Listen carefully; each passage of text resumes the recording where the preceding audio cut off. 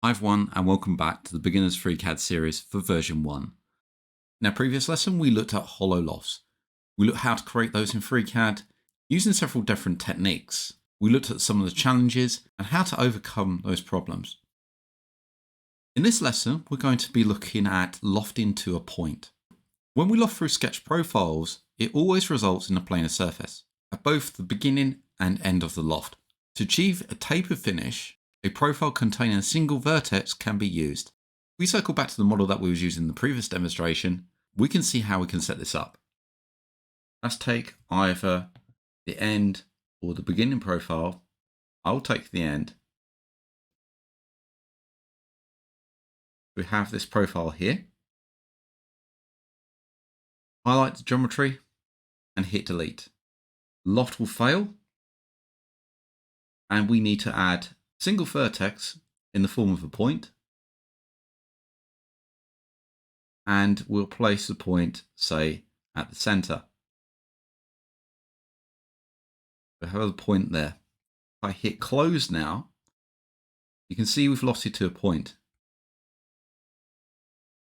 We may have to adjust this. I'll go into the sketch, look at the data, it's attached, and we move along the Z. Just move the point out a bit. Click. You can see we have a smooth transition across there. But what happens if we want to do the same on the other side? Well, we went through the challenges of hollow lofts. Well, we're going to get a challenge here as well. Well, we can't start with a point as the first profile in part design because the number of edges cannot be determined by this profile. Therefore, we need to find another solution. One solution is to take the profile, and it's going to be this one here, the start profile. Let's use the section view. And we change the size of this, but keep the same geometry. Now I'm going to double click on the dimensions and set that to reference. Hit OK. And do the same on the other side. And set that to reference. So these are reference geometry now. That means when I change the size of this and pull it in, you can see how that's changing. To change the radius of those arcs, and I can pull this in and you can see how that's changing there. Now, this might be a bit awkward to do. What I'm trying to do is make this sketch as small as possible. So I'm doing this, but I'm not getting very far. Put in 0.1 millimeters. We can see we're getting there. And it's just a bit of a pain to actually try to get it to the right size. There is another option, but let's see what this does first. Let's close this. And you can see we're lofting to a point. It's a smaller profile. We just make this profile as small as possible. What's the other solution to make this a lot easier? Let's just delete the loft so we can see what's happening here. There's one side we've got the point, but we couldn't loft to this side if we placed another point in here because we're starting with a point and ending with a point, and we can't determine the number of profiles. So what do we do? Well, this sketch here, the first sketch, let's make a note of where this is along the Z, 0 along the Z. I'm going to delete it. Click on it and hit delete. That's come over the Draft Workbench. We're going to make a clone, as we did in the previous tutorial. This sketch here, go out to modifications and come down to clone. We could use the tool from the toolbar. We created a clone, which I'm going to drop inside the body. So it's in our part design body now. If we look down to the bottom, we can see the scale. Placement and the position is along the Z axis. So we can zero this. If we wanted to, all these sketches are attached flat face to the XY plane. We can do the same with the clone. Attachment support, XY plane, okay that, and the map mode was set plane face and hit OK. Therefore, sketch now rather than changing position along the Z, we change the attachment position and change it in here the same as all the others. So the Z is on the 0, which is correct. Now we can use the scale. So rather than trying to change the geometry scale by changing constraints, we come into the scale and we can set this to something like 0.01 and see how it's changed. And we used 0.01 across, I'll just Control C and Control V in those in there, across all of those X, Y, and Z for the scale. So now if I come over to the part design, turn back, we can create a loft. Taking the first sketch, our next one, and working our way down, Control selecting them all, using the loft, and hitting OK. So we've lofted to a point on each side. Remember, we may need to set some offset, as we got some pinching here. We can make that final adjustment. And we're looking at attachment, position, Z, say, -2. Hit enter. So that's moved that profile -2 millimeters. It was hidden before, we couldn't see that. Now we can see it because I clicked on it in the tree view and pressed the space bar. We can move this where we want. I'm just going to leave it at -2. That's lofting to a point. Now we can use a subtractive loft to a point as well. This comes in handy when we want to create something like a custom fillet. To demonstrate that, I'm going to create a new document and a new body and a new sketch along the XY plane. Let's place a basic shape in here. I'm going to use the arc.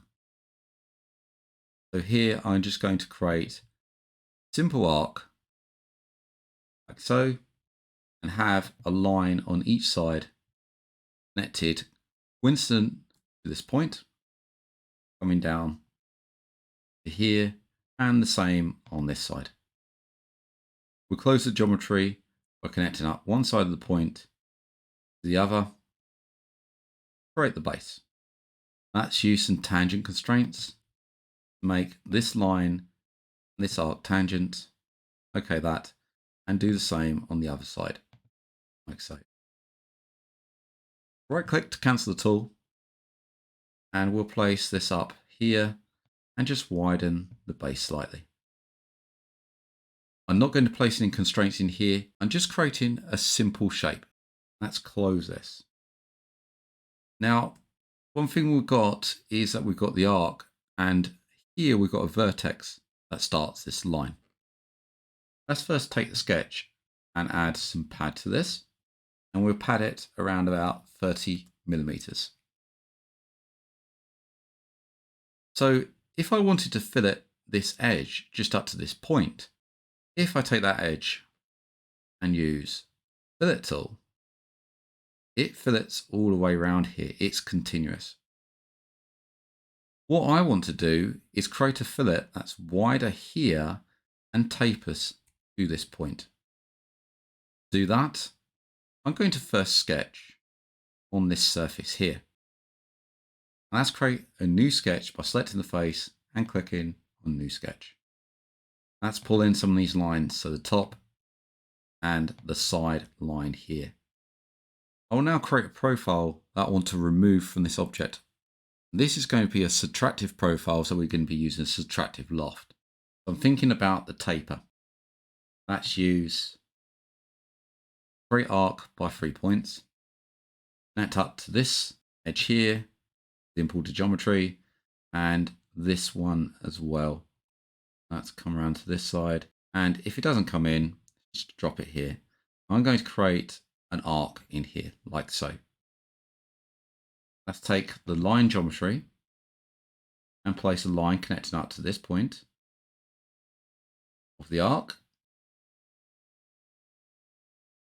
and this point, the imported geometry. And the same for this side. This point of the arc and this point of the imported geometry.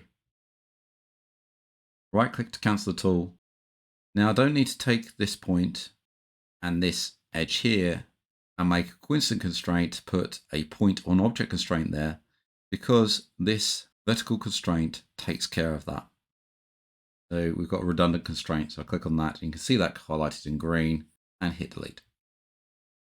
So we have a profile. We can lock this down if we wanted to by taking this arc and add in some dimensions in here. Get the radius of the arc, let's say 15 millimeters. Hit escape, and it's not fully constrained down, but I'm going to go for that. That's the profile that I want to remove. Let's close that. And we can see the profile in there.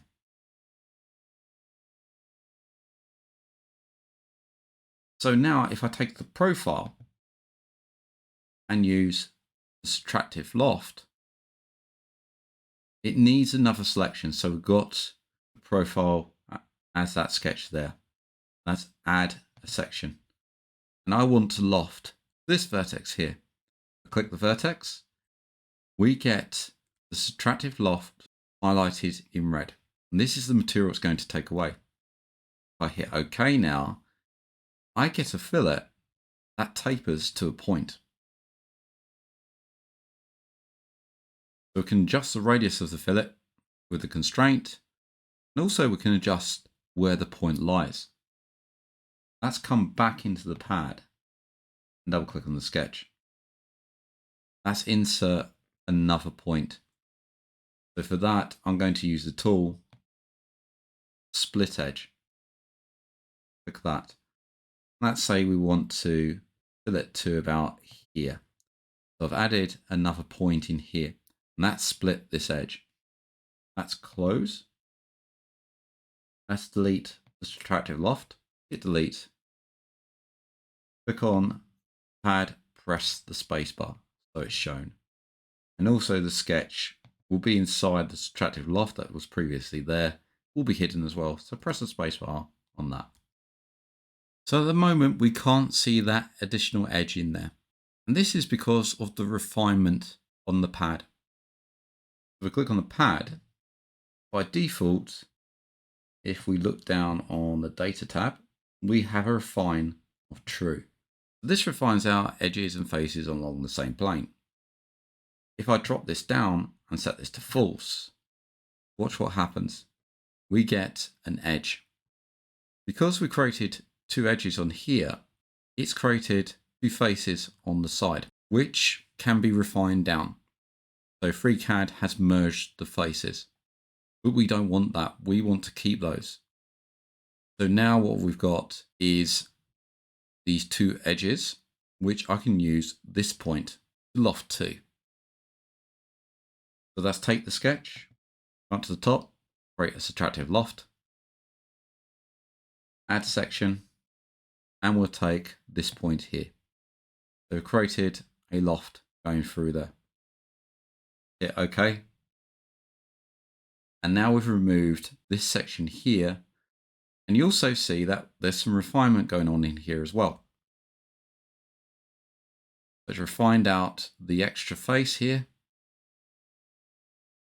but we've kept the edge, because before the extra face went along here, and now we've got a face that's been created along the same plane. So these have been refined as well. And we can see that if we click on the Subtractive Loft, come down to the refine and set this false. And we see that these two are on the same plane, so they can be refined. So now what we've got is a fillet along the edge. Let's just place refinement back to true. So there are a couple of examples of using that loft to a point. One with an additive loft and one with a subtractive to create custom fillets like we've just seen here. Hope you enjoyed that video, and I hope to see you in the new lesson. If you like what you see and you want to donate to the channel, then you can do so via Ko-Fi or Coffee at ko-fi.com/MANG0 or via PayPal at paypal.com/PayPalMe/DarrenBEstone. I also run a Patreon where you can get early access and additional content, and that's at patreon.com/MangoJellySolutions. Links can be found in the channel header, on the About page, or in the descriptions of these videos. I thank everybody that's donated so far. It really helps to keep the lights on so I can produce more content and also expand the channel. Thank you for liking, commenting and subscribing to these videos, and I hope to see you again in the next one.